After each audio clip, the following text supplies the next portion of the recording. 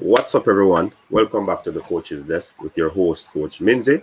And we have a very special guest in studio with us today in Jerry Miller. Yeah, man, big up yourself, Sir Miller. But before I get into what we're going to be talking about, because of course we'll be talking about the Costa Rica versus Jamaica game, preview analysis, and score prediction in that game. I want you to um, go over to Jerry Miller's YouTube video. That's the name, Jeremiller. Go over there, check out the content that he has. He does a whole lot of analyst work. I want you to check it out, people. I'm certain that you will learn something. And for the people who think they know football, just check it out. Because you'll be learning some new stuff and you'll be learning even relearning stuff that you thought you know. So just check it out, people. So again, big up to the Coaches Desk supporters. Thanks for tuning in again. We really appreciate the support. And if you're new, first time you're watching this, I'm just asking you, encouraging you to hit the subscribe button and be a part of this great family that we're building over here. So, Jerry Miller, welcome to the Coaches Desk. Yeah, thanks for having me, Coach. Not your first time, but the first time in this situation. everything cool? Yeah, man, so far all is well. All right, cool. So Costa Rica versus Jamaica, Joe. What to expect in this game? Um, this will be a very, very tight game because I think Costa Rica would want to avoid United States. So I think they'll be coming with a fairly strong team. Mm-hmm. For the Jamaicans, I don't think it is much of a difference because both teams are basically, for me, on the same level. So basically, the matchups won't be much different. So I'm looking for Jamaica to go back to their normal state in terms of defending very, very compact and trying to catch this Costa Rica team on the break. All right. When we look at this Costa Rica team, Jerry, we realize that they are not such of a quote unquote young team. They have some experienced persons in terms of age. Do you believe that we can bring a good showing to this team, or do you believe that these experienced men will steamroll the Jamaica team? No, I don't think they will. They are, yes, an experienced team, but I don't think they will push us aside. I don't think with our team setup and our mentality, we'll be blown away by any team. So they will, of course, I think, boss possession, but I think we will defend very, very stoutly as we normally do. And I think we will probably catch them on the break on a couple of plays. All right, I think you made a very important point of Costa Rica probably want to avoid a US. But before we jump over into that, it's been a while since Jamaica have beaten this Costa Rican team. They have aged, and we would have gotten some talented youngsters or players into our team. Do you think now is the time for us to beat this Costa Rica team? Um, it would be very, very good for us to beat them in this Gold Cup. But for me personally, later on down in the qualifiers will be much, much more important. What is much more important for us now is to get the team playing together, getting that chemistry up and just progressing and getting better by each game. All right, cool. Now, looking into the game, Miller, we both teams would have qualified for the knockout stage, right? Which is the quarterfinal round. Are you expecting to see changes? Because in my estimation, I do believe that Jamaica will be making changes because not only because they would have qualified, but because of players being on yellow card, and you don't want to risk getting a defender like a Liam Moore who's on a yellow card, chancing him in this game versus a Costa Rica team. Do you believe that these changes will be made from by both teams? I think there will be changes. Definitely, it is important to look on things like that, the cards and so forth. I'm expecting to see some changes. For example, Taxi Lawrence coming in. I'm not sure if there will be midfield changes. I expect there should be a change up front and probably Fleming's coming in. I think at this stage, having had 2 games, 2 wins, however, not the expected performances, we'll be trying to get a good performance in, something that would want to practice for the quarterfinal round. So I'm expecting, yes, a few changes, and whatever changes we make, probably that will basically be what we'll be working on for the next game. All right, tactically, Jer, what's the approach you think that we should bring to this game? As I said, usually the best of us is normally when we soak up pressure and hit these teams on the break. Naturally, I expect the Costa Rican team to have more possession. So that definitely will push us on the back foot. Whether we I press them, which we have seen the team doing some bit of eye pressing recently, whether we do that or we drop our line of confrontation, that is yet to be seen. So I think the best way to approach this game is to probably drop in a mid block, allow them to come up, because they have conceded a few goals from counter attacks, and I think basically that is our strength. So trying to get players isolated, for example, our wingers, and try to hit them with those balls so they can match up with one-on-ones. That will be a very good tactic for us. All right, you made mention of Jamaica, the Costa Rica team getting goals scored against them via the counter attack. But do we actually counter attack fluidly enough to hurt a team like a Costa Rica? Because I do believe that they have, even though the players are experienced in terms of age, they are not a slow playing sort of team. They are quick, and we play slow ball games. So do you really believe that we could hurt them on the counter? Yes, with the counter attack, remember, if it is that we sit deep, in order for them to break us down, they would have to push numbers forward, as well as they would have to apply some width. So with them pushing forward, there will be a lot of space in behind them. So we're not looking at whether they are fast or slow at that moment. What we're looking at is where we can win the ball and where the spaces are, so we can exploit them. And with quick players like Leon and Flemo and those players, all we need is to basically have a player who we can connect with as soon as we win possession. All right. But that is if we are defending on a low block. Yes. Because you made mention we could probably sit on the mid block. But if we're sitting on the low block, then definitely we could hit them on the counter. But how do we approach sitting on the mid block? Is it the same? Is it the same approach? It can be the same, whichever block it is, because if we're going for the high press, as we have seen, especially in the Serbia game, we press them high up the pitch. When we win football, then the counter attack is much, much easier for us, because we will be very, very closer to their goal. So 1-2 passes and we're in the box. So it doesn't matter the line of confrontation.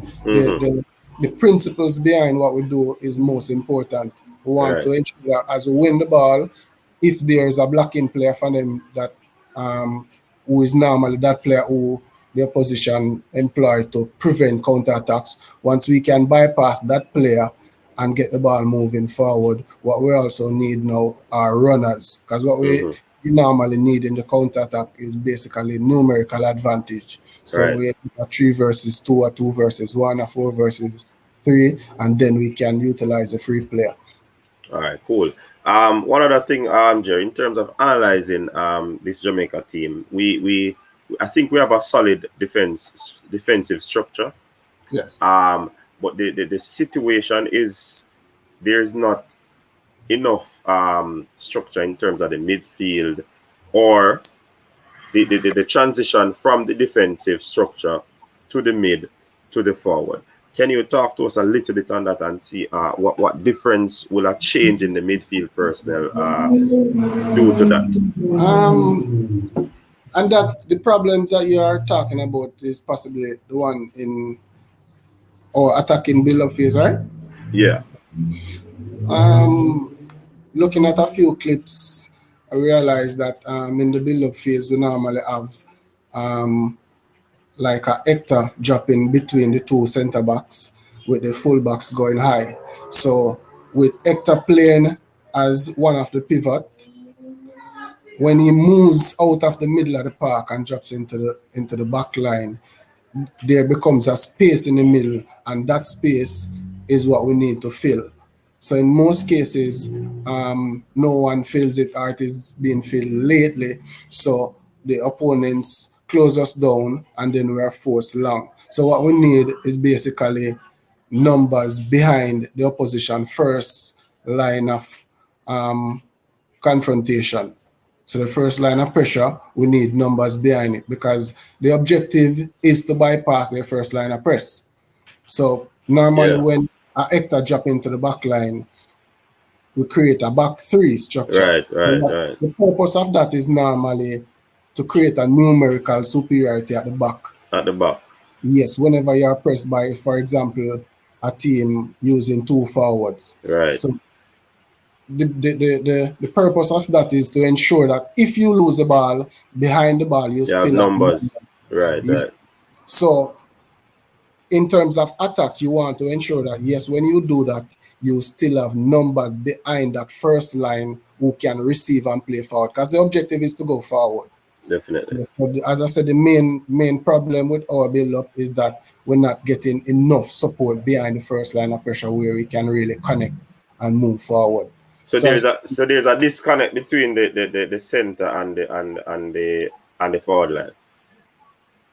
With the In other back words, line and the midfield line, because oh, there that's are where it is. instances Okay. where, for example, you see in games DJ dropping into a left back Yes. position, Yeah. Ben going high, or dropping into a right back position, Powell going high. But as I say, remember, if we have a double pivot with Hector and DJ, and both of them moving out, if it is that we need to connect through the midfield to go forward, then we need probably two of the attacking players coming into that space. Otherwise, the only option we have to go forward is Long either ball. go over the top or we have to Yeah. try the wide channels. Yeah. Yeah. Yeah. Most times we are closed down or we are forced long.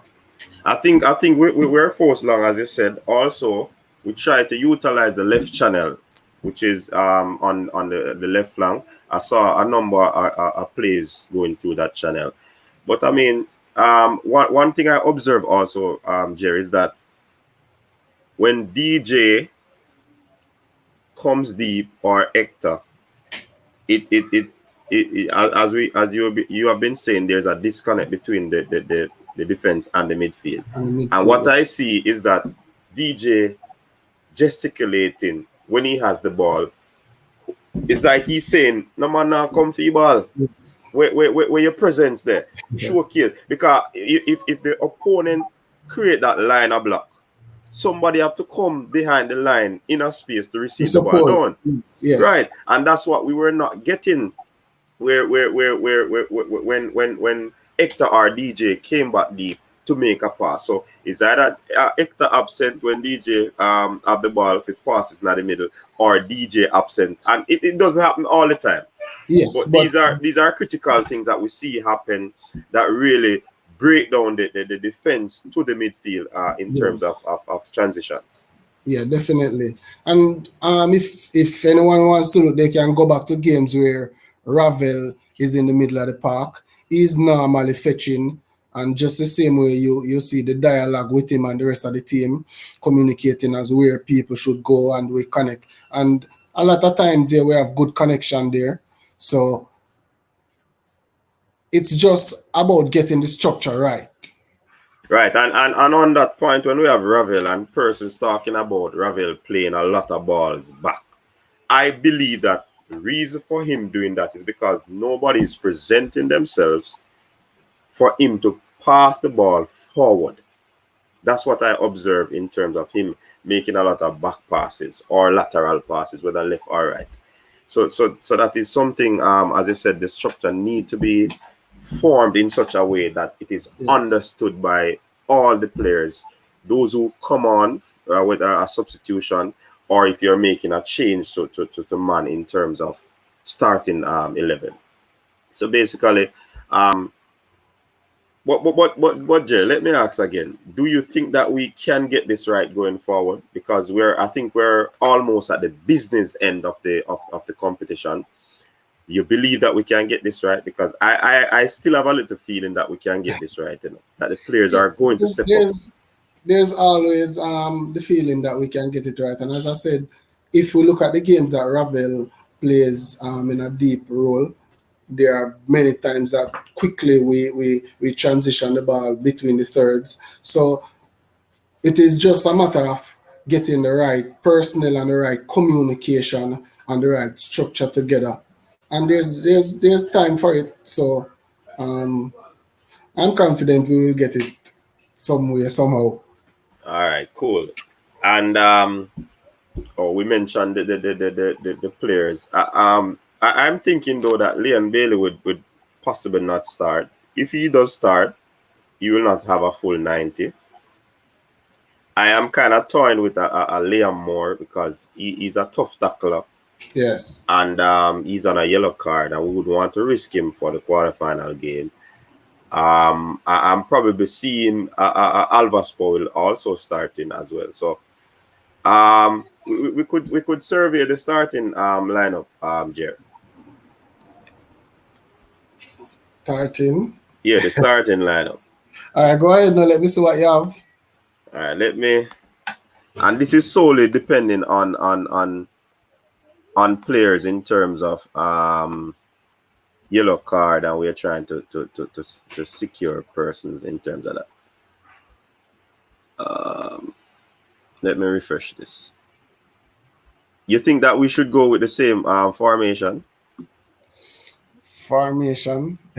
Yeah. I see a 4-4-2 the last time. I'm not certain if they play well. There was a lot of variation whether we have the ball or we don't have the ball. So that might be far-fetched in terms of you think we should start we should start with what do you call it? The same goalkeeper, Blake?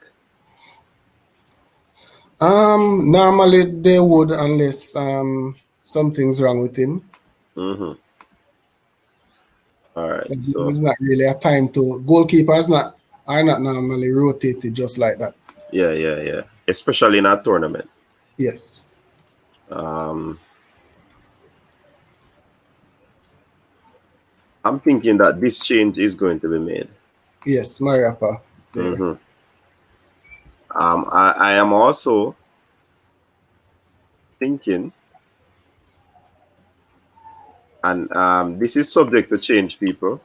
We are not the coaches. We are coaches, but we're just thinking based not the on Jamaican coaches. right. We're just thinking based on what we see happening, especially with the cards and all of that. So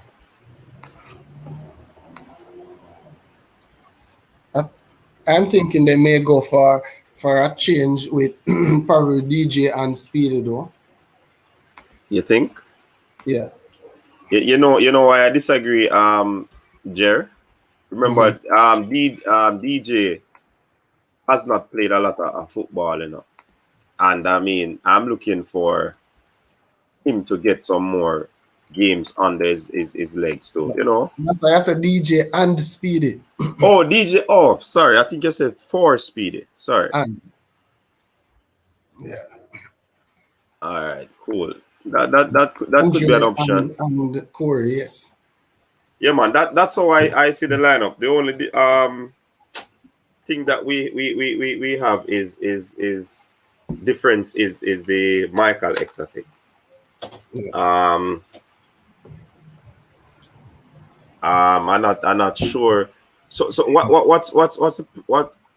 Tell me why Michael Hector out? No, I'm not saying it. I'm just thinking they may freshen up. If it is that you're looking on the last game, if you Mm-hmm. can remember, when Speedy came in, the tempo and the pace of the game kind of changed. Change, right? So I'm not sure if they would want to look to see if we would start with that same tempo with him Mm-hmm. from the beginning. Okay. All right, fair enough. So that's where we have we're having a little difference. Yes, but no, it's not. It's not a matter of I'm saying Hector should be out. I'm just No, man, saying. I know. That's why we diverse, because we have a difference in opinion. So I mean, and I don't disagree with you on that in terms of having a Speedy. For me, both ways work. In terms of if it's Hector, it's okay.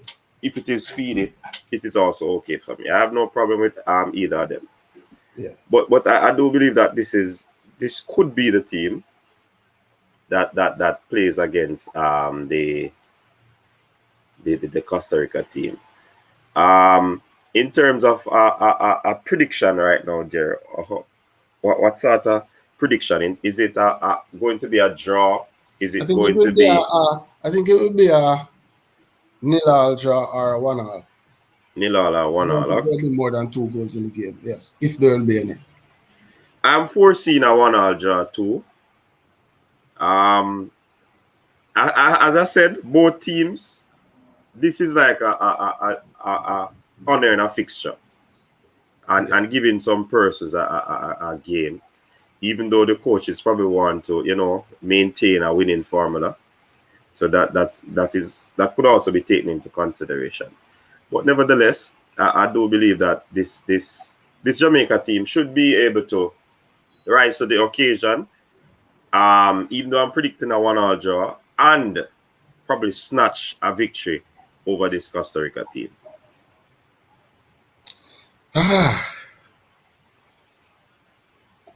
I'm going for the nil all draw, but if it is 1-1, fine. But I'm going for the nil all draw.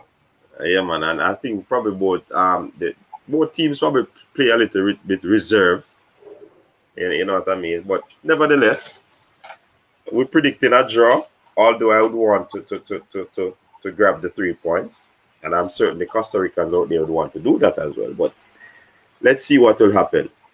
So Any you fan? think the opposition in the quarterfinal round, you have any favorite pick? In all honesty, Jerry, I mean, other persons might have a favorite, but to me, any team comes, the Jamaicans should be able to handle themselves pretty well. I'm not going to say I want to play this team first or I want to avoid this team. No. You see, in the approach, especially my approach in competitions, if I can get rid of the quote unquote favorites or big team first, Yeah. I welcome it.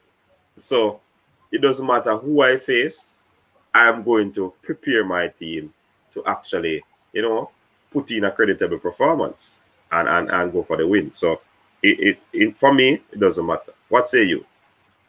It doesn't matter for me. As I said, looking at the two performances, Mm-hmm. I know from here on in we will definitely be having better games. Yes. As it's obvious that we don't